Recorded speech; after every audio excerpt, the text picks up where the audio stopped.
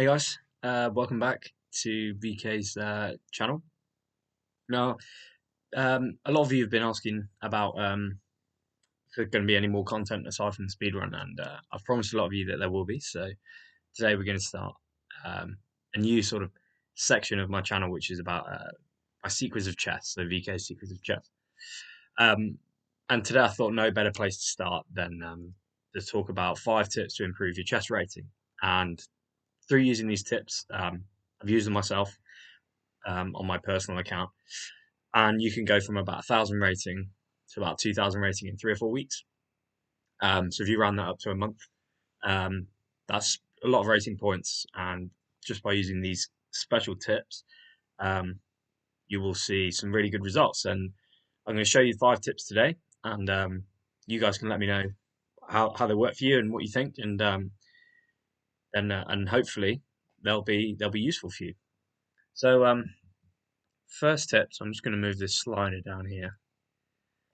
First tip is to play drunk or hungover. Now, this might seem a little cliche, or maybe just a little like, obviously, it's goes without saying almost, but you can't understate it really.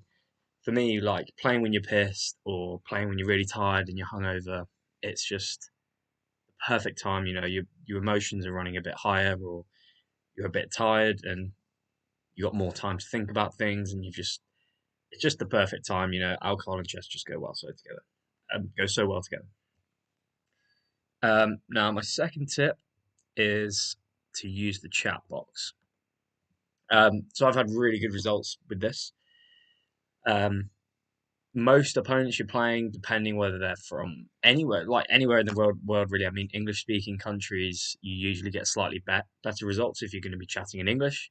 But I have played against people from Spain and people from um, all kind of Argentina, any language really, and if by putting something into the chat box, you'll often get a response. Even if you don't get a response, you know that they're reading it and they're not focusing on the game. Or if you can be really witty or get into their head, or maybe pretend that you're being their friend, um, it can have a really positive influence on the game. And I think this is something that I want to go deeper in this channel and maybe do some live examples of how you can use the chat box really to your advantage during a chess game.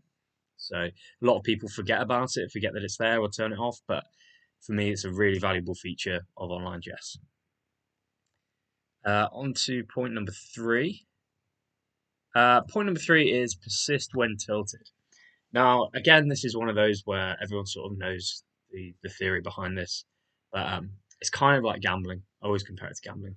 So um, if you're losing, and let's say you've lost 4 or 5 games in a row, or you've been betting and you keep losing your bets, the best thing to do is to keep playing. And if you're feeling angry, you're probably going to get some better results. So really put yourself in the position to play more games, invest in more games, and cut your losses, because no one wants to finish playing when you've lost 5 in a row. You want to make sure that you come back level. So always persist even when you're tilted. Just make sure that you keep playing and get those rating points back as soon as possible.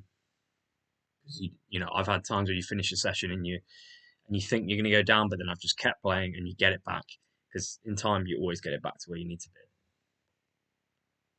be. Fourth point is playing more bullet chess. Now, I've been working. I always take my rapid rating more seriously, and I've got it pretty high to where I want it to be now. But what I really think has got me there is playing bullet chess. Bullet chess is a really good way to train the mind and train your speed. If you can find moves within a second or 2 seconds when you're playing 10-minute games or 15-minute games, it's so easy.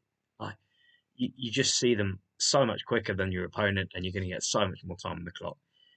Your pattern recognition gets so much faster, and it's just playing bullet chess again. Can't understate how important this is. Even blitz is good, 3-minute blitz, but bullet chess really works on your mind, finding those moves as quickly as possible. So I'd recommend playing as much bullet as you can, anytime you can, particularly warming up for rapid games.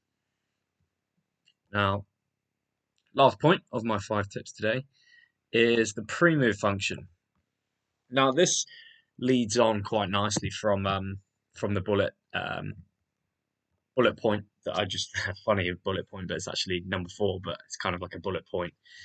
Um, but basically that pre-move function, a lot of people turn it off as well.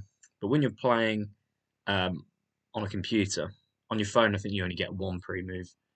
Like one, you can only do one pre-move, but on a computer you can do as many as you like. And that pre-move function is so good. You can save so much time if you pre-move and your opponent spends a minute or two thinking, and you've pre-moved. That puts the pressure straight back on them, and that they then don't have the time to think. You've saved so much time. You're ahead of the game. So I think using that function is very underrated, and certainly been pretty influential in getting my rapid rating to where I want it to be. Um, but that's all my 5 tips, my 5 little secrets that I was going to give out to you guys. Please let me know what you think of the new content, and also let me know how you get on with these tips and what you think, because I'd definitely like to show you some of these in practical examples, potentially playing drunk, maybe bringing some special guests on.